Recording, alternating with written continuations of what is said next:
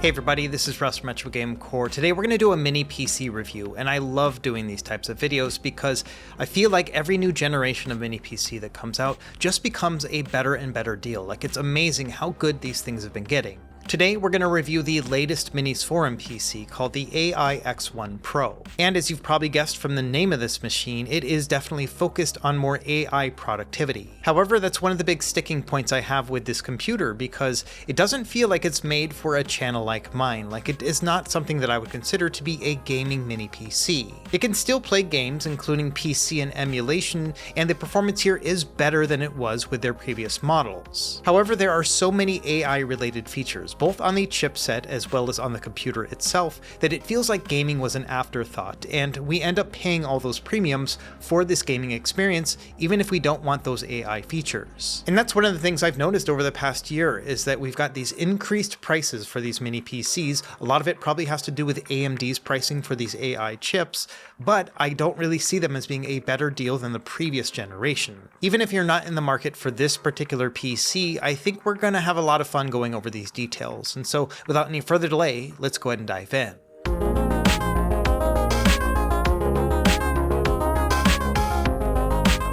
Okay, let's quickly go over what you can expect from the MinisForum AI X1 Pro. Like I mentioned earlier, it's running the latest AI chip from AMD, the Ryzen AI 9 HX370. We've seen this in a couple other mini PCs already, and there are even a few handhelds that have this chip as well. And one interesting thing worth noting, the big boys in the handheld PC space, Asus and Lenovo, they are not using this chip in their latest device. Instead, it looks like they're skipping this generation and moving on to something else, which I think says a lot about this chipset in particular and how its performance is not a huge increase over the previous ones. As far as the ports and everything else, we'll go over that here in a moment, but I did want to mention it has Wi-Fi 7 and Bluetooth 5.4, which is pretty snappy. As far as pricing, this one is pretty painful. It's $929, and that is the pre-sale price. It comes with 32 gigs of RAM and a terabyte of storage, and it also has additional RAM configurations, a 64 gigabyte RAM version for a little bit over $1,000, and then a 96 gigabyte RAM version with 2 terabytes of storage, and this one goes for $1,119. Now you might be wondering why you would even need 96 gigabytes of RAM, and that's because, like I mentioned, this thing is more AI minded. In fact, as you scroll through the product page and marketing materials of this machine, it's kind of hard to find any mention of gaming in the first place. Everything is related to, all those AI buzzwords that don't really have a lot of relevance when it comes to gaming. And this is part of the disconnect that I mentioned before, that it feels like this PC isn't really made for a channel like mine.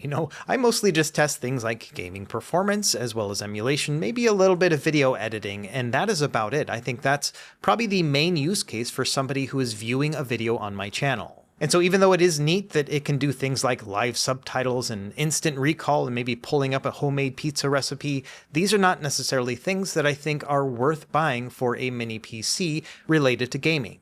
Okay, now let's take a look inside of the box and see what we get with this particular mini PC. Now, inside the box, we will get the computer itself, and one nice thing worth noting is the power supply is built into it. So you literally just have the power cable and that is it. We've also got a short HDMI cable as well as some paperwork, and then also a stand. So this is made out of plastic, not fully metal, but if you would like to hold your device upright, you can do that as well. Further down, we've got a VESA mount, so if you wanted to attach this to a back of a monitor. And then finally, we've got a heatsink if you want to add additional M.2 storage. Let's take a look at the computer itself, and this is made out of aluminum up top, and then we have plastic here on the bottom. And it feels pretty good, not too heavy or anything, but it's rather large. Like, it's not super thick or anything, but it is kind of tall and wide. It's about the size of 5 Kerrygold butters, so yeah, it is pretty big compared to other mini PCs I've reviewed on this channel before. For a more practical example, you can see that it is larger than an Xbox Series controller. So this is one of the larger mini PCs that I've reviewed on this channel before.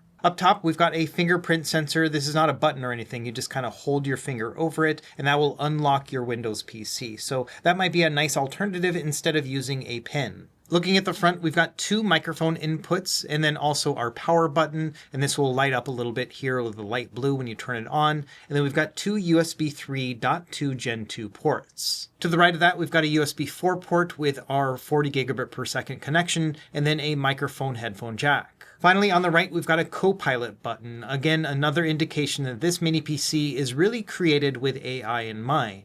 On the right side, we've got an SD card slot. Always nice to see those on these mini PCs. And then on the back, we've got a bunch of other I/O. On the far right, we've got our CMOS or BIOS reset button and then a Kensington lock. And then surprisingly, we've only got one USB-A port, and this is USB 2.0. Generally, you would expect with a mini PC that there would be a bunch of other options, but that's really all we have other than that USB 4 port right here. Again, same as on the front. We've also got an Oculink port, which will allow you to connect to an external GPU. We will test that later in the video. We've also got DisplayPort 2.0 and then HDMI 2.1, then dual 2.5 gigabit LAN. And then of course here on the bottom, we've just got a standard power plug. It is worth noting that this is the only main ventilation along the sides. We've got a big vent right here and then a little bit right here. But you can see on the sides, there really isn't anything else. All the other ventilation will be coming from the bottom. And really not a lot going on the bottom. You can see obviously the ventilation, and then we've got our screw holes. It is nice that they are not hidden behind the rubber feet, which is something that MinisForum has done before. So let's do a quick unboxing and see what we have to work with inside. And it's just 4 standard Phillips head screws. Of note, there is also one screw right here underneath this rubber flap, so I had to peel this apart to get to it as well.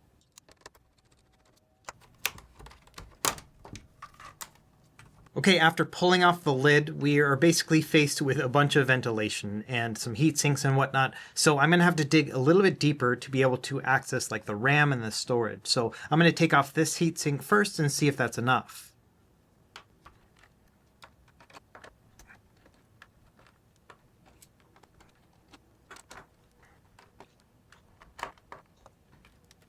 Okay, after removing these 8 screws, you can see that I'm now able to pull off this big old heatsink. So this is actually part heatsink and then part power supply. It's actually connected by 2 different cables, one right here and then one over here. I'm assuming this one powers the fan and this one is actually connected to the actual power supply itself. So let's take out the fan connector so we can get a better angle right here. Okay, so underneath here, I'll zoom in a little bit. We've got our Wi-Fi chip right here, and then also we've got our RAM sticks. We also have 3 different M.2 storage spots. I'm impressed that they have 3 different slots. I think that's the first time I've ever seen that on a mini PC. As far as RAM, it looks like we're using just Crucial sticks right here with 32 gigabytes each. So this is a 64 gigabyte model with a speed of 5600 megatransfers per second. And taking a closer look at the storage, I've got a 1 terabyte Kingston drive right here. And then finally, the Wi-Fi chip itself looks to be a MediaTek module. So all things considered, it's not the easiest teardown in the world. You know, you have to take off the main screws and then finally also all of these heatsink screws for the power supply. But after that, you can access all of your storage and your RAM if you need to make any sort of upgrades. As far as access to the CPU itself, that's going to be hidden underneath here. So it will take a little bit more teardown if you wanted to, say, for example, reapply thermal paste. In the end, I would consider this to be a more moderate teardown, that you have to actually get rid of the power supply to access some of the more fundamental components. But other than that, it is pretty easy. So now let's do some testing, and before we get into the gameplay itself, I usually like to test things like thermals and CPU and GPU benchmark performance, so let's do that first. Okay, let's start with thermals, and so just sitting idle here, you know, I'm pulling about 8 watts or maybe almost 9 watts altogether from the CPU just sitting here on the desktop, and it is averaging about 50 degrees Celsius just sitting here.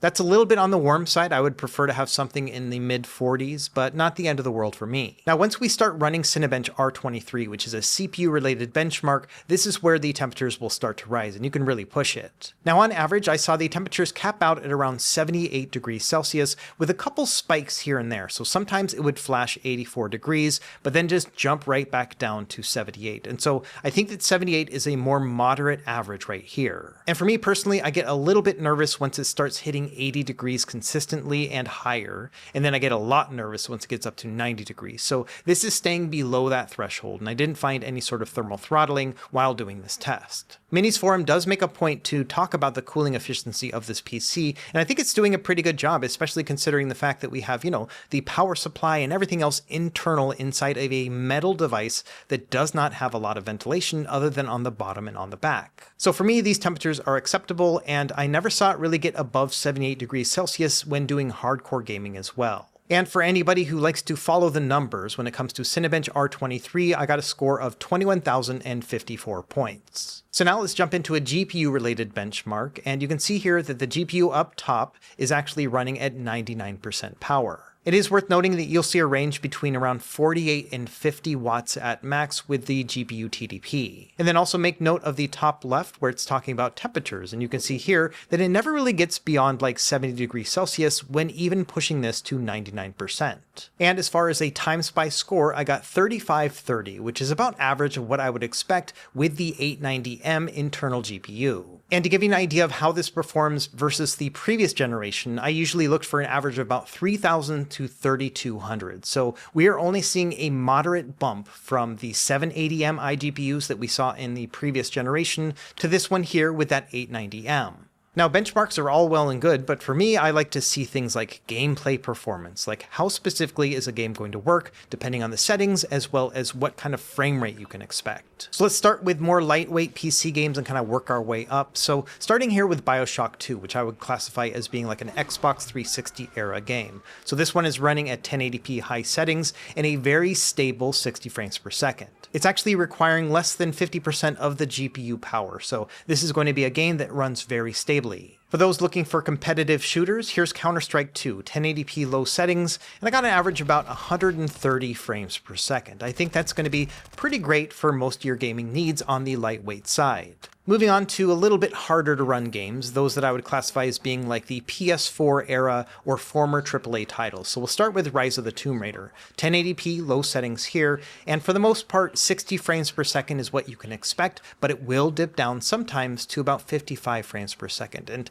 every once in a while I did feel a little bit of a stutter as I was playing, but for me this is a perfectly playable experience. Moving over to Doom Eternal, here I wanted to see just how high of a frame rate I could get. So 1080p medium settings here, but then I turned VSync off so that way I would get even beyond 60 frames per second. And the average here was about 85 frames per second. I think that's still pretty decent for one of these kind of fast-paced shooters. And so for me personally, I would say this is a very enjoyable experience with a game like Doom Eternal. From there, let's talk about Grand Theft Auto 5. So here I'm playing 1080p with a mixture of like medium to high settings, and I got an average frame rate about 80 frames per second. Again, this is probably one that I would just lock at 60 and then just enjoy it like that. Either way, I was not expecting GTA 5 to have any sort of issues when playing on this chipset, so all of this is tracking with what I was expecting. Okay, moving on to a little bit more modern games. Let's try Destiny 2. So 1080p low settings, that's kind of the standard I like to try with this particular chipset. And we're getting a very stable 59-60 frames per second. And so, yeah, no problem here whatsoever. GPU utilization is about at 75%. So we're not taxing the machine 100% and still getting a very stable frame rate. So really enjoyable experience here as well. Now let's move on to some of my favorite types of PC games, which are actually console ports over for PC. So most of these are going to be like PlayStation titles. So think about things like, Horizon Zero Dawn. So this one I'm playing at 1080p low settings, getting an average frame rate of about 45, maybe 50 frames per second. And this is running really well too. Now playing this game at low settings does make the graphics a little bit chunky. Like I can definitely feel that I'm playing in a low settings environment. I'd rather play it at something like original settings, but in order to be able to keep it well above 30 frames per second, you're probably gonna have to play it at low. It's a similar story with Marvel's Spider-Man. To keep this one above 30 frames per second consistently, I had to play this one at 1080p low settings as well. No FSR or anything, just really trying to play with those rasterized graphics. And yeah, this is about what you would expect, between like 35 and 40 frames per second as you're swinging between the buildings, which is one of the more demanding parts of this game. And honestly, when it comes to most of these PlayStation titles, I found that playing it at 1080p low is probably going to give you the best performance, but to give you the most consistent gameplay experience, I've just been playing these at 30 frames per second and capped. You could be potentially leaving a little bit of performance on the table, but you may get a more consistent gameplay experience. And so it's not going to be a full 60 or anything else like that, but 1080p low with 30 frames per second is about what I would expect here from this chipset. Another good example here would be God of War. Again, 1080p low settings, capped at 30 frames per second. Every once in a while, it would actually dip below 30 frames per second. This is a pretty demanding game, but all things considered, this is about the level of fidelity and gameplay performance that we will see on this chipset. Moving on from there, a couple more demanding games. So Elden Ring 1080p low settings, I got an average frame rate about 50 frames per second right here. It would dip down a little bit more in the heat of combat, and I am just terrible at this game. But for the most part, I would say this is a very enjoyable experience. The graphics are not the best at low settings, especially when it comes to like the grass effects. Like it is something where it feels like you're playing in low settings, but otherwise it's an enjoyable experience. Moving on to Cyberpunk 2077, I just set it to 1080p and then selected the low preset. Now the low preset does include FSR 2.1 enabled. So there is going to be subscaling happening here where it's showing 720p and then upscaling it up to 1080p. But for the most part, just playing it, I don't really notice that at all. And we're getting an average frame rate of about 50 frames per second, which I think is pretty decent.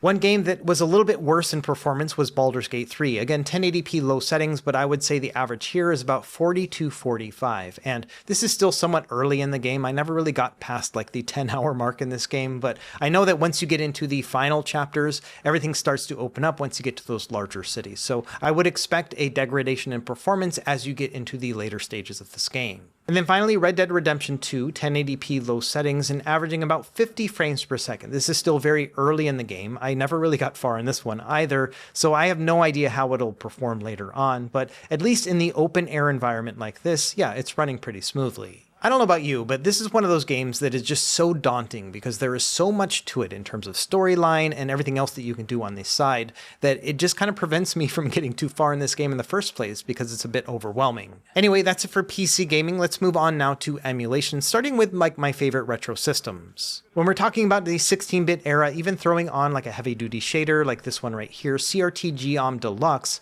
running Super Nintendo here, and absolutely fine. Obviously, we're not going to have any performance issues right here. It's literally taking about 7% of the GPU power to run this game. Moving up to Sega Saturn and using the Beetle core, which is going to be a lot more accurate but more demanding, we're still getting great performance here. And yeah, it's only pulling like 7% from the CPU and about 11% from the GPU. So we've got a lot of headroom right here, even when using a heavy-duty shader. Same thing when it comes to upscaling retro games. So for example, here with Dreamcast, I'm doing a 4K upscale with NHL 2K2. And yeah, it's running absolutely fine. Now it's pulling a whopping 16% from the GPU. So yeah, you can play any retro game on this thing, no problem. Moving on to systems that are a bit more demanding, let's talk about like GameCube and PS2. So in general for this, again, absolutely no problem here. I played everything at a 4x resolution. That seemed to give me just kind of a great mix between low power consumption as well as still having really high upscaling. This is between like a 1440p and a 4K resolution. Even the more demanding games like Star Wars Rogue Squadron 2, absolutely no problem here. So yeah, this is going to be very capable when it comes to Gen 6. And it's a very similar experience with PS2, although this one is a bit more demanding than GameCube. So here, still getting a very consistent 60 frames per second and at a 4x resolution, so in between 1440p and 4K. We still got a lot of headroom here, and so yeah, this will be an excellent way to play, 4K upscaled PS2, no problem. Moving on to more demanding stuff, let's talk about Nintendo Wii U, and really just one game is worth testing right now when we're trying to push performance, and this is one that I'm going to blur out for obvious reasons, but this one at a 1080p upscale, so better than it is natively on the console, gives me an average of about 50 frames per second, so absolutely playable and enjoyable with this one as well. Now let's really get into the hard stuff, so let's start with PlayStation 3. So I'm going to run this at native resolution, and we'll start with the lightweight games, so something like Dead or Alive 5, absolutely no problem, stable 60 frames per second. Same thing with Demon's Souls. So both of these are what I would consider on the light to medium weight games. And yeah, no problem playing these ones either. Once you get into the more demanding 3D world games, this is where, things get a little bit more taxing, but I think that this chipset actually does a very good job with PS3. For example, with Prince of Persia, this game actually ran natively at 30 frames per second, but you can go into the settings and mess around and actually kick it up to 60, and it's actually running at a pretty stable 60 right here. I saw a couple dips down to 55 frames per second, but still way above the native 30 frames per second, so really good. Infamous is like that as well. You just need to get above 30 frames per second and it'll be very smooth, and the closer you get to 60, the better it will be. And the average here was about 40-45 frames per second, so really good experience with this game as well, even though it is so demanding. And then finally, the hardest of the PS3 games to play is God of War 3. Now, this one usually also needs to get above 30 frames per second to be playable, and no problem hitting that as well. I would say the average here is about 40 frames per second, and I never really saw it dip below 30 in any of these moments. So I think this will also be a very good game to play on this mini PC. And honestly, if God of War 3 is playing this well, that means that just about every other PS3 game is going to be great. You just have to remember that some will have compatibility issues. So, Metal Gear Solid 4 is still very hard to run on the system. God of War Ascension, those are the really hard ones to play. But for the most part, you've got enough computing power to actually take care of it. Now, unfortunately, Xbox 360 is not quite as good. I found quite a few issues when playing with the Xenia Canary emulator. Some games like Crackdown were definitely playable. It got mostly 30 frames per second, but it would dip down below that, and you could feel those stutters as they happened. So not perfectly smooth, but this is about the level that you can expect in terms of performance. Other games like Forza Horizon actually played really well, but it would run into issues and it would often crash. And so I never really got past the intro part of this game. It would crash every time. And this emulator is a bit of a work in progress, so I'm not surprised that some of these games are having problems with a newer chipset. But just one thing to be aware of, I would not purchase this machine to play Xbox 360 games. Another good example is Too Human. This one would sometimes play at a very stable 60 frames per second and then just immediately dip down a ton. Sometimes it would be like a full-on pause as opposed to a stutter. And so I think that just consistency with the Xbox 360 is not great on this machine. So definitely not something to write home about right now, but it might be worth keeping an eye on in the future. Now, this machine can be connected to an external graphics card. It has an Oculink port, but also USB 4. I just recently picked up this eGPU dock right here, which cost about $250, but has a built-in 800-watt power supply. I also recently got my hands on an RTX 5070, and so I'm really kind of pushing performance here, and it's pretty impressive what it can do, but you have to bear in mind that this combination right here is about $1,000. And when you combine that with a $1,000 mini PC like the one that we're looking at here today, this does not make any sense to me from a cost perspective. If you're going to be spending $2,000 on a setup like this, you might as well just get a full desktop setup and save a lot more money, especially when you consider the fact that this mini PC setup with the eGPU is not really saving you that much space in the first place. So when it came down to it, I did not do a lot of eGPU testing on this particular machine other than just to verify that yes, everything works just fine. And again, my reasoning behind that is that I just don't think this is a good setup with this particular mini PC, considering that you're already going to be spending $1,000 for the base model. Now, to be clear, I am going to still test this setup, but I'm going to leave that for my eGPU video itself when I test the machine as opposed to this actual PC. And so you will see this setup later on, but it won't be in this particular video. Instead, I think it's better to talk about it in the context of the eGPU itself. However, as a quick sneak peek, I wanted to show off my TimeSpy score here. Even just using the USB 4, not even the Oculink, I got a score of 18,698. And if you remember, when testing just the mini PC itself, our score is about 3,500. So this is a massive jump in performance when it comes to GPU related tasks. But of course, keep in mind that this is a $1,000 setup on top of the mini PC. So I think there are other contexts where it makes more sense. Anyway, that's the extent of my testing. So let's move on and talk about what I like and what I don't like about this mini PC, and then have a more extended conversation about just overall value and price. Let's start with what I like, and number one here is going to be that it has a very clean look. It reminds me of an older generation Mac Mini with the aluminum shell and, the rounded look to it, and also being a little bit wide and flat. I also appreciate that this device stays cool. I did get some spikes to about 84 degrees Celsius when doing CPU benchmarks, but in actual use, I never really saw it get beyond 78 degrees. Also bear in mind that the ambient temperatures in my testing setup are a lot higher since I live in Hawaii, so everything's a little bit hot around here, so 78 degrees for me is pretty great. I also do appreciate the performance that we got from this integrated graphics card, the 890M. You can expect to play most PC games at a 1080p resolution, just bearing in mind that you're not going to get a full 60 frames per second for all of them, but for many of them you will. I also appreciate that it has an internal power supply, so all you have to do is grab the machine and the cable and you are off to the races. It's also worth noting that the fans are super quiet. In fact, I was in my post-processing of this video when I realized that I hadn't done any actual testing of the fan noise. And that's because over the month or so that I tested this machine,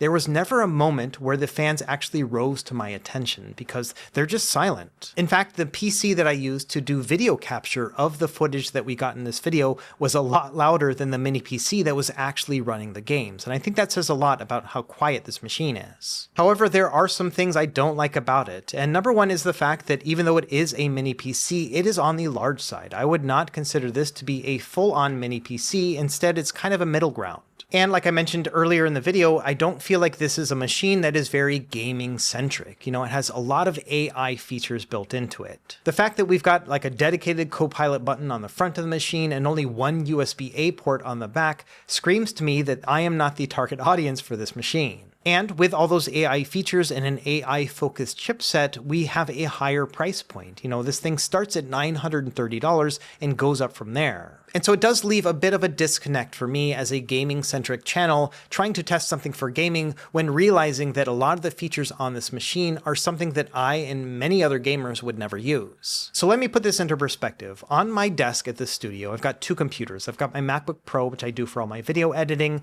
and then I also have a Beelink SER8. This one has the Ryzen 7 8845HS chipset inside of it. So it's got the 780M iGPU, so last generation's model. And this thing's been sitting on my desk for about a year at this point, and I use it for all my Windows related tasks, things like video capture, as well as like when I'm doing podcast appearances and whatnot. All of that is funneling through this mini PC. I also use it for some light gaming, for example, when I'm streaming to a handheld and showing that off in a video. All that is done by this little guy. And generally what I do is I swap out these mini PCs all the time. It's a rotating cast of characters. However, as all of these new mini PCs have been coming out, none of them have reached the point where I look forward to actually swapping them out with my old SER8.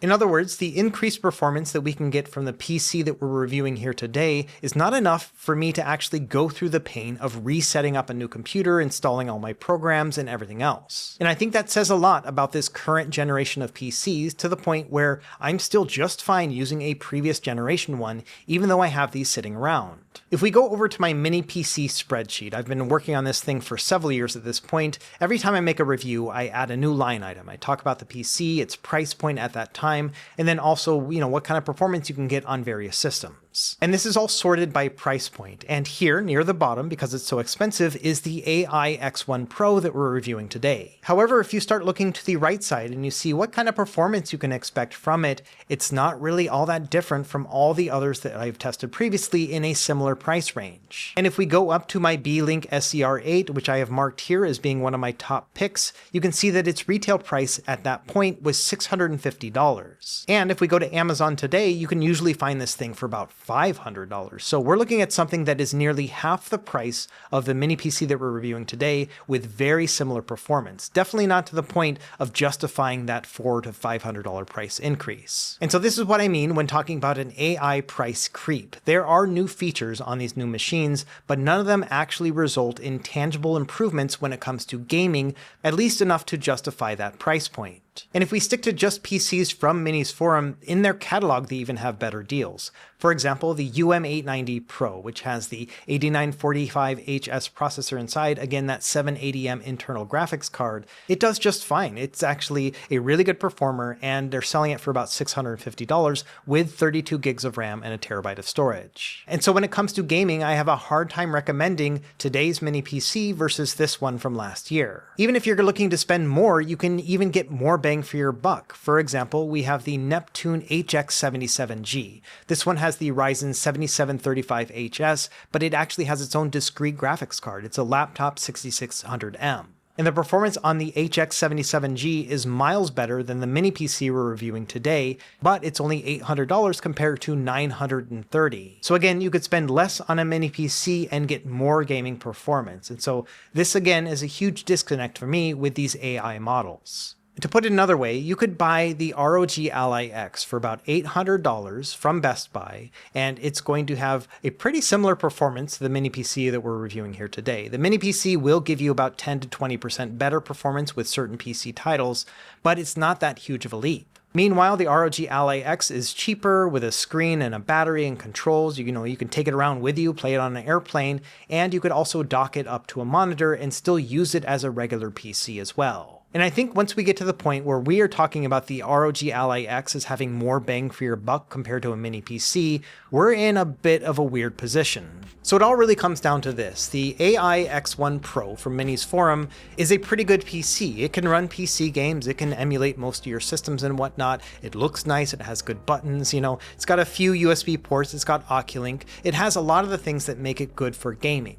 However, it seems to be overstuffed with a lot of AI features that are not going to be be used with gamers like me, and so it ends up having a premium price tag for something that I may not use at all. At the end of the day, I love messing around with these little mini PCs and following what they can do in terms of performance for the price. But when it comes to this generation in particular, I'm a lot less excited, and that's because we are seeing a lot of features that are not really relevant for gamers. What I'd love to see is a gaming PC from MinisForum that isn't a jack of all trades, but actually focused on gaming. One potential option is the AI X1 Non-Pro, which is a much smaller PC, but also releasing around the same time. This one has a less powerful chipset, the Ryzen 7 260, but it has the same 780M internal graphics card that we were seeing from the last generation.